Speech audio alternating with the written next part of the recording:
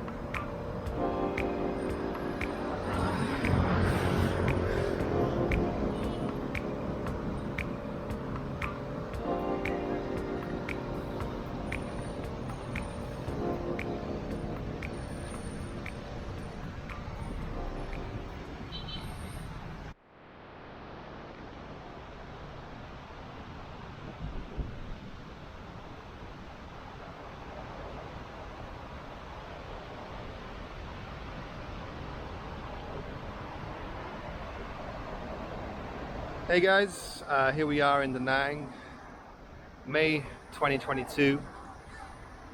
As you can see, it's pretty quiet. So normally this time of year, we're going into the high season now. This beach will be packed. It's just coming up to about 4:30 in the afternoon.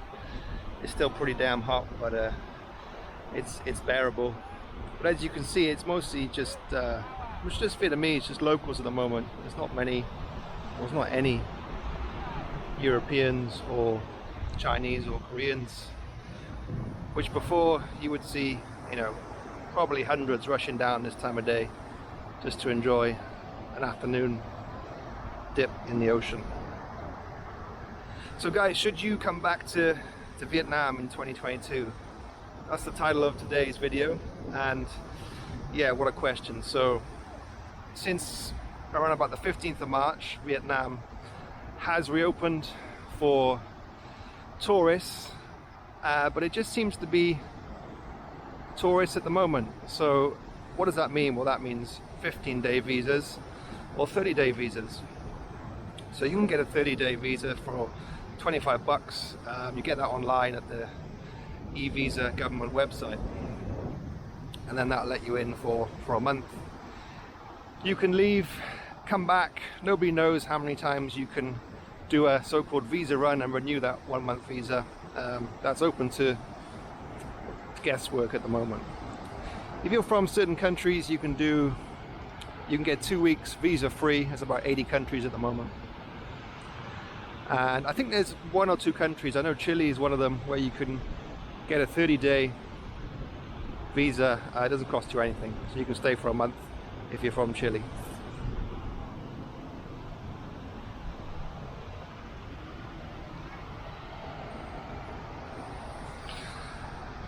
So should you come back to Vietnam? Well, I don't know. I've been here a number of years and I do love Vietnam, but it is a little rough around the edges, especially compared to countries like Thailand. But people love it here. It's a very relaxed way of life, especially in cities like Da Nang, here in the center of Vietnam. The cities in the south and the north, Ho Chi Minh, Hanoi, a little bit more, but a lot more hectic. Not very relaxing. No beach, more expensive. Da Nang is still reasonably cheap. I'm going to do another video in the next few days, just so you can see, guys, what you can get for about $300 to $400. So around 6 to 7.5 million dong, roughly. So you can see what you can get here, and it's not bad, not amazing, but not bad. Should you come back? I would say, in my opinion, only if you have a very good reason to come back. So that's a job that will not make you pay for visas and work permits. So a good job with a good employer that will give you things like health insurance, that will sort out your visa and your work permit for you. Guys, you shouldn't be paying any of these agents anything for visas, okay? you need to find an employer that values you and does that for you, in my opinion. Another way you can stay here, not indefinitely, but for 3 to 5 years, is to get married. So I've got a couple of friends who got married very recently. For me, perhaps in the future. Maybe not at the moment. But even if you do get married, you get a 3-year or 5-year visa exemption, and your spouse becomes your sponsor. So they have to kind of sign off on you every 90 days. It's kind of weird. And you're never, hello, you're never gonna be able to get permanent residency here. There is a 10-year visa you can get, but that is very difficult to get, and this criteria for that are very specific. For example, you have to contribute to the society here in a very meaningful way, and not many people who come here as a foreigner qualify for that option.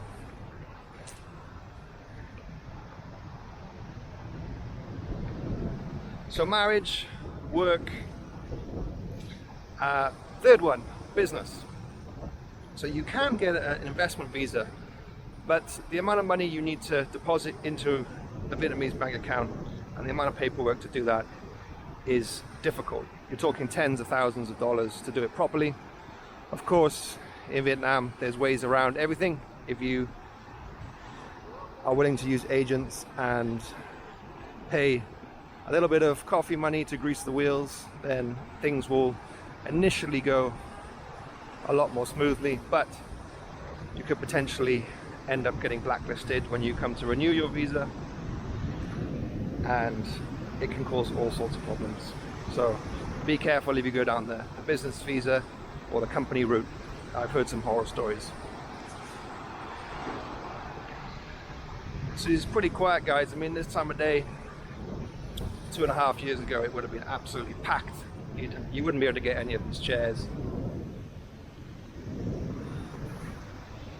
It's kind of nice, but it's also a little sad. I'll show you around the hems, the lanes, and the smaller roads later. You can see a lot of businesses are closed up, out of business post-COVID. And it's a bit of a hangover kind of situation going on now, where obviously people are trying to recoup money they've lost during COVID and do what they can to build their business back. But it's happening slowly, which is the same in many countries, I think, and yeah, same in Vietnam. So things will get better, and by better I mean busier, but it'll take a while. I mean, personally, I've lived here a long time, and I don't see things getting back to normal here until probably the start of next year, 2023, at the earliest. Especially now with China. China have banned entry in and out, I believe, for pretty much everyone. And the Chinese market was a huge market in Vietnam, tourism market in Vietnam, particularly Da Nang. You used to see on this main road here, just up here, you used to see, you know, almost hundreds of tour buses every day cruising by, full of Chinese tourists. They book a two-week package tour, and yeah, they'd come here and smash it. A lot of construction still going on. This land on the beachfront here, very, very expensive and not available to everyone, let's say. You have to be well connected to get your hands on any of this land along the beach here.